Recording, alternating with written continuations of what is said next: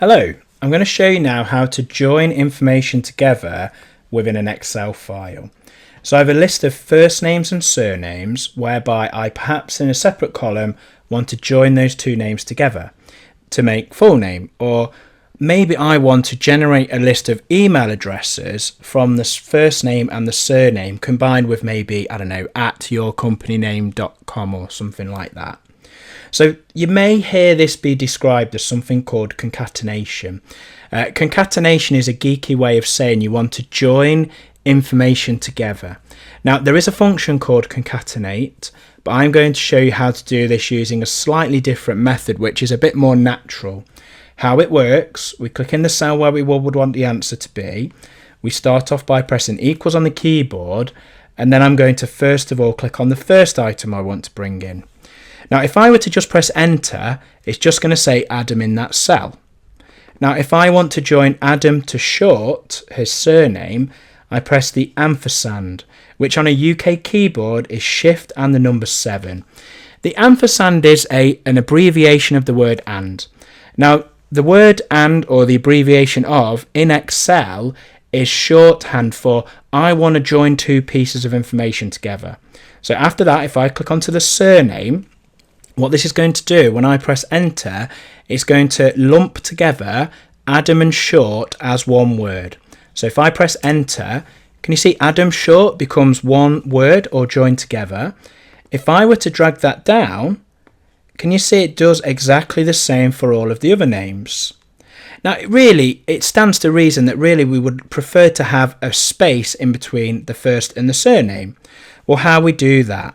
I'm just going to delete B4, which is reference to the surname. I'm going to put speech mark, then a space, then a speech mark.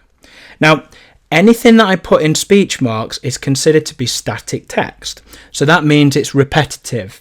So what we are doing now is we're getting the first name Adam and we are joining it to whatever is in between the speech marks, which in this case is just a space.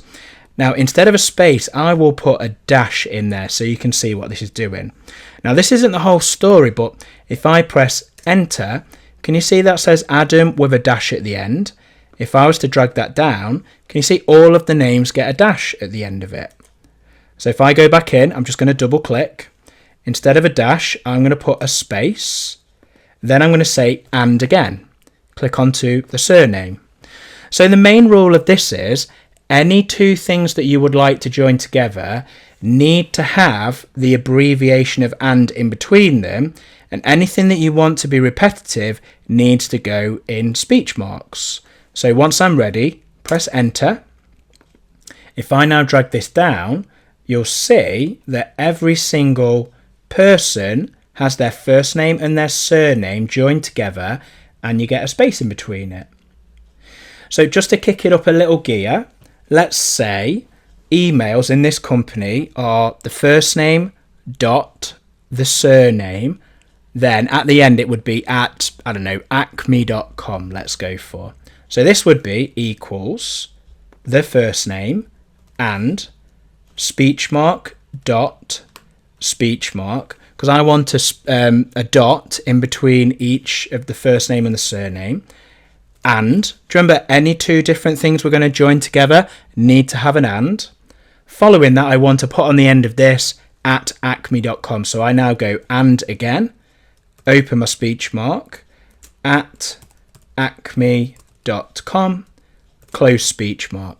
So that is now going to get the first name, put a dot in between it and the surname, and then it's also going to, after that, join on the end of that at acme.com. So once I'm ready, if I now press enter, can you see it's done that for me?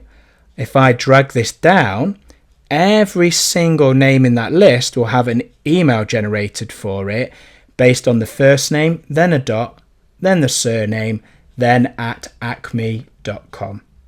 So that is how to use the ampersand and speech marks to join information together within Excel.